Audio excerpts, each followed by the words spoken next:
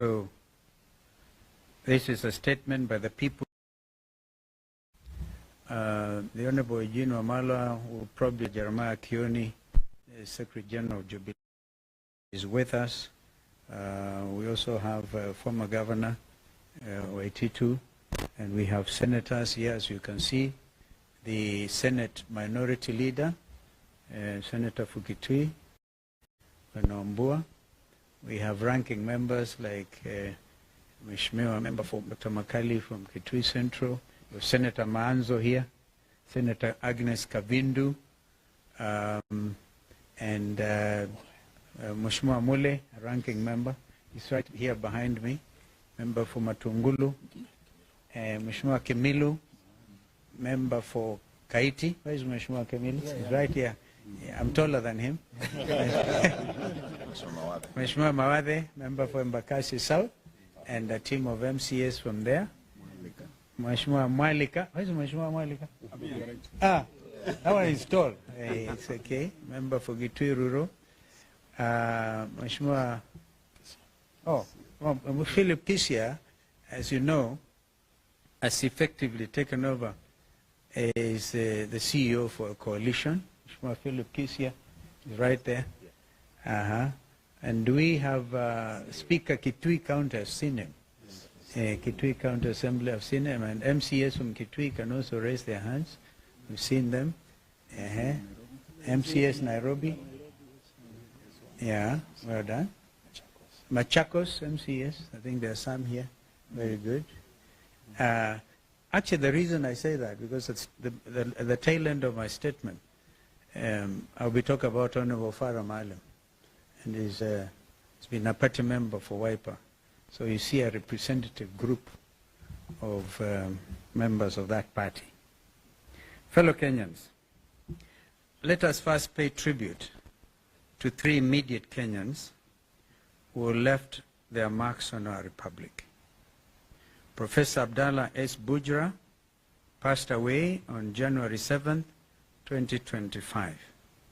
Professor Bujra was a gallant son of Kenya and Africa and made great contribution to African integration and leadership and cutting-edge thinking on African development. Like the late Professor Ali Mazrui, Professor Bujra was recognized and appreciated outside Kenya's borders more than within.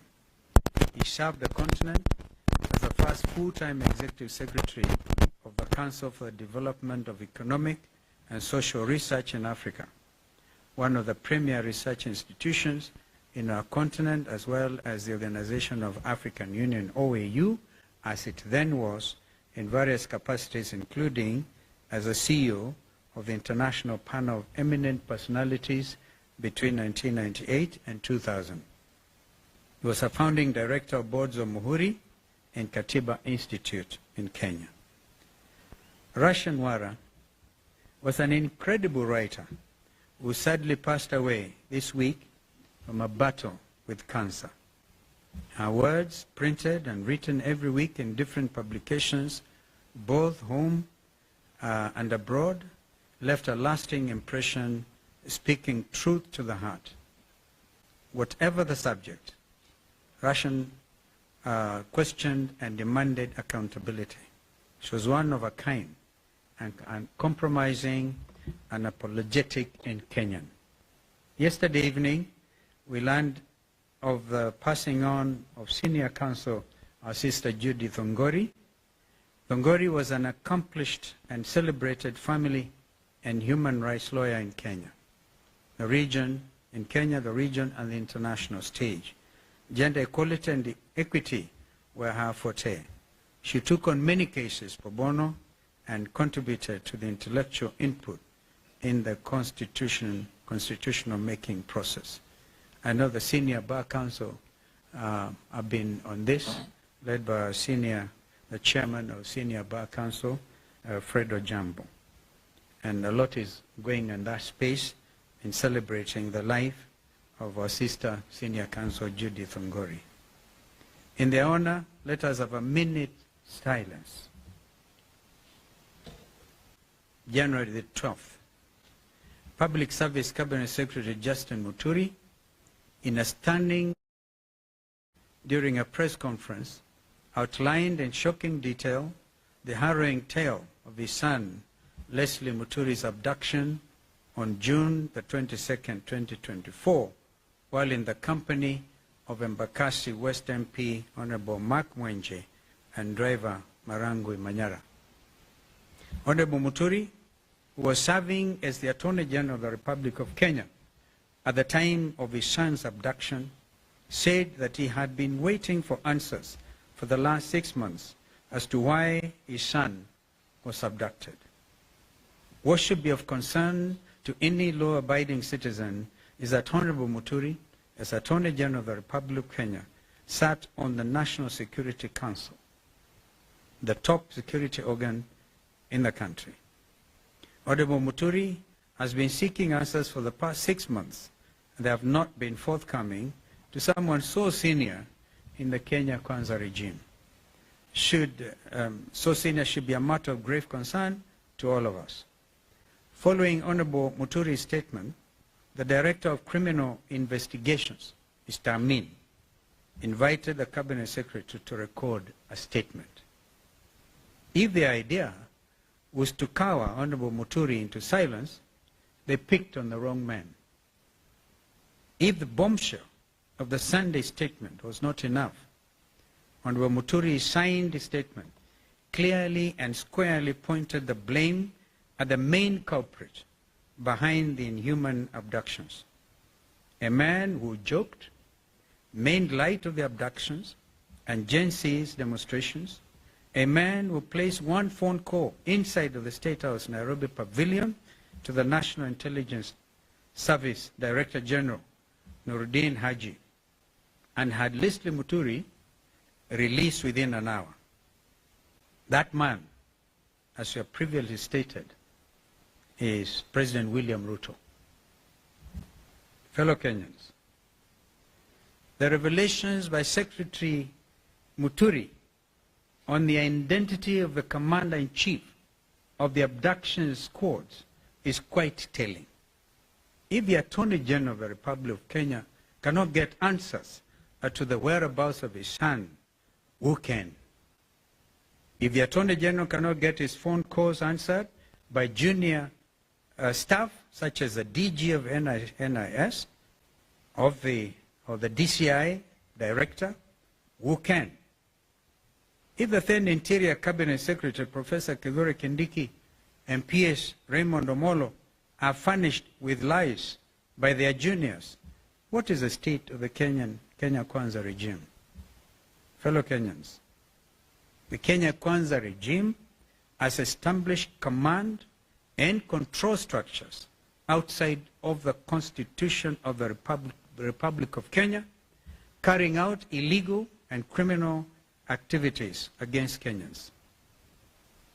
We have actually since established that some headquarters of this abduction squad was somewhere near Ruaraka.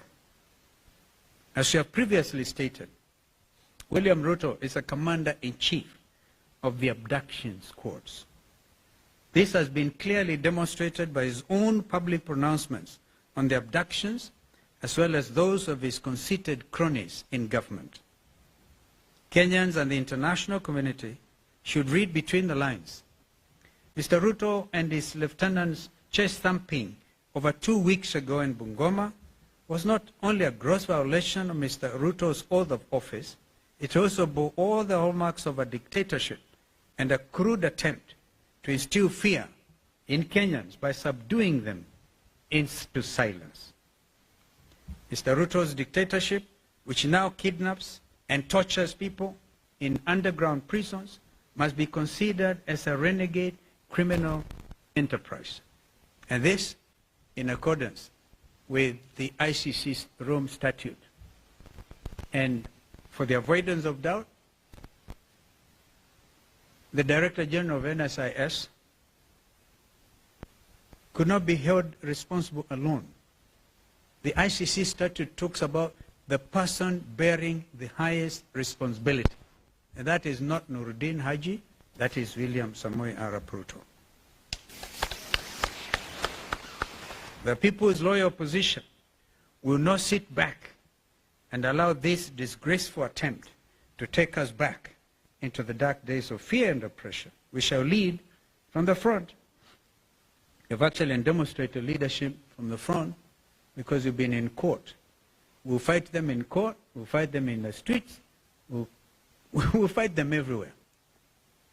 We demand that Mr. Ruto respects Kenyans and the oath of office he has sworn to preserve under Kenya's Constitution 2010. We also demand the immediate release of the remaining abductees. We actually have a date on the 27th with the Inspector General of Police, Mr. Kanja, before Justice Bahati Namui. And they know what the ruling was by Justice Bahati. If they will not show up on the 27th, he will cite, convict, and sentence on the spot. So nobody's above the law. Not even Director General Kanja or Director DCI, Mr. Amin. If Ruto refuses to respect and enforce Kenya's constitution and laws, the solution is straightforward. He should resign. And the world is changing. Just today or yesterday, a sitting president of the Republic of South Korea was arrested in State House. We celebrate this kind of development because people must be held to account. This is what the Gen Zs have been advocating for. Meanwhile, let Mr. Ruto and all others who perpetrate violent crimes against Kenyans know that they will not go unpunished. On the Independent Electoral Boundaries Commission, IBC, we have been very clear and consistent and followed the law at all times. Those who are barriers to the establishment of the IBC selection panel are puppets of Mr. Ruto. They bear the highest responsibility in the current constitutional crisis and an attempt to pre-rig the 2027 general elections. We will not allow that to happen. And I will ask my brother Kioni to respond to some of the remarks by some of these renegades who can even say they know how to manufacture presidencies beyond 24 years. These renegades must be called out. Lastly, for avoidance of doubt, Honorable Farah Maalim, Deputy Leader, stands expelled from the Wiper Democratic Movement for violating the Constitution and the